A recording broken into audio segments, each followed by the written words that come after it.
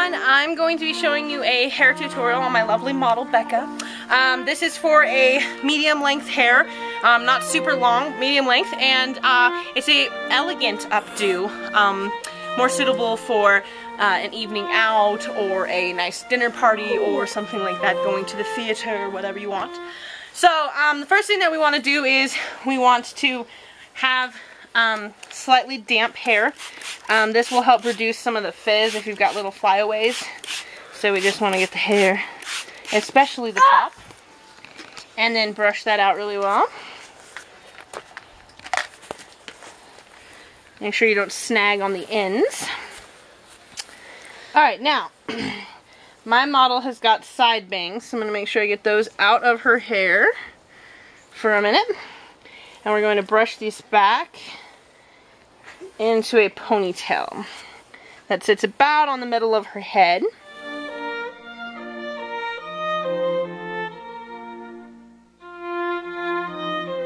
Alright, so pull up that ponytail just by grabbing part of the hair and pulling it up against her head. You want to make sure that it's nice and tight.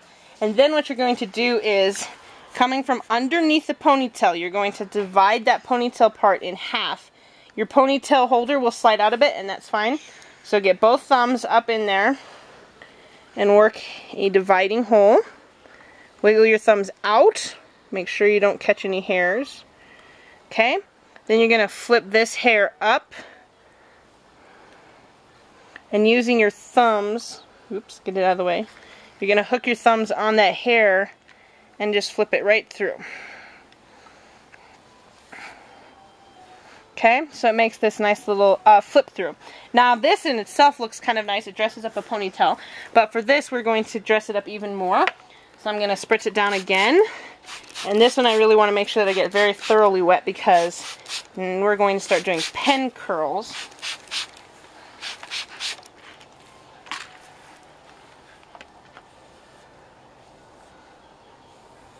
Make sure you don't catch these loops here. Some flyaways. Alright, so now for the elegant part.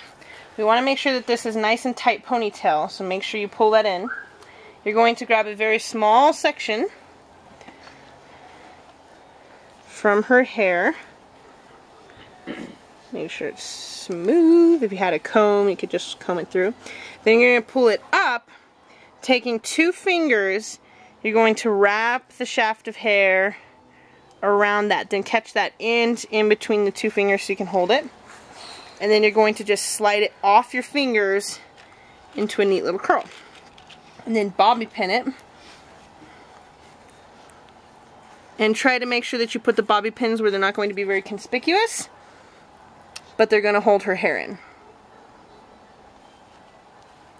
And if you can, try to get two so you can see through the curl. When we layer more curls on top, you won't be able to see it, but they cross. So you want them to cross. It'll hold that bobby pin in longer. Now you can do really big curls by adding a larger section of hair. I like the smaller curls because they just look a little more elegant.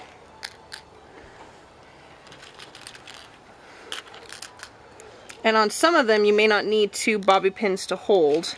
You may only need one. So just kind of let it fall back to find that out. Alright. Now what we're going to do is just keep sectioning this until we have a lot of curls up and around. Layering on top.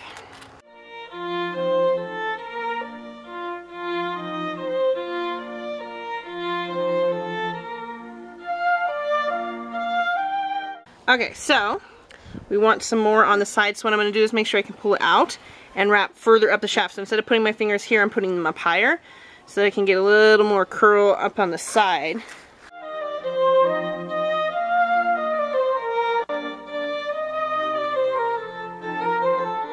I'm going to do a few more sections to come further down now in this front here. And this time I'm going to wrap them the other way so we can add a little bit of variety.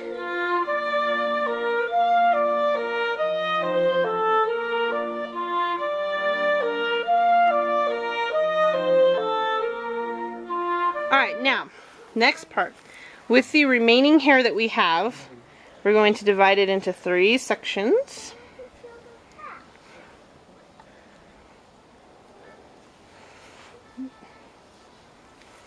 I'm going to once again spritz it down because we want the shaft of hair to be very wet to hold the flyaways.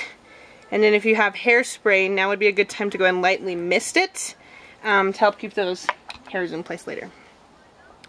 So next what we're going to do with this is we're going to twist it. It doesn't matter which way you twist it. But you're going to twist it until it's twisting so tight that if you were to, well, first of all, you'll see it start bubbling, but if you were to follow back, it twists on itself. So I'm going to give it a little more twist.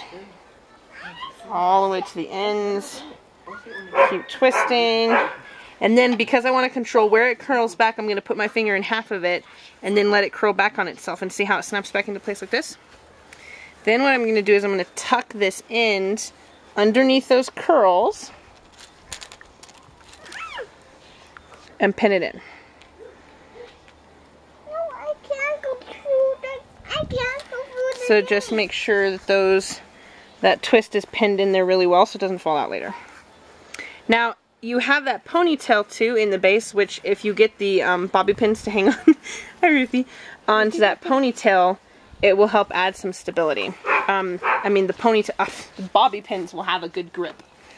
Make sure this is nice and wet.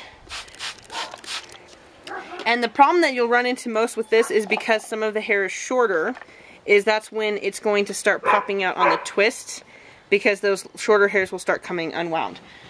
So that's why you would like hairspray, or even if you used hair gel, just don't use too much of it, because the more hair gel you use, the stiffer your hair will be and the more unnatural it's going to look.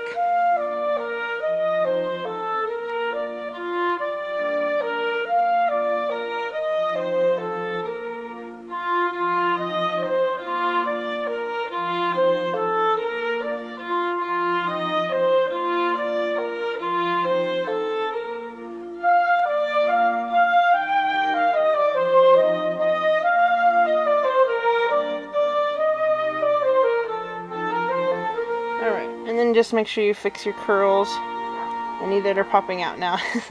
This one I kind of had a harder time hiding the bobby pins, but that's the extent. So there you have it. Now if you wanted to dress it up, you could put a cute little flower on the side or down, but then you have these cute 3 little curls. Whenever you're doing things to make it symmetrical, you never want it to be even numbers. Always try to go for odd. So if you wanted more than 3, you would need to do 5. More than 5, do 7. When it's just 2, it looks a little odd, so the 3 kind of helps balance everything because it's a pile of curls, it's not even, and voila, there you have it. And that is how you do your elegant updo. Bye!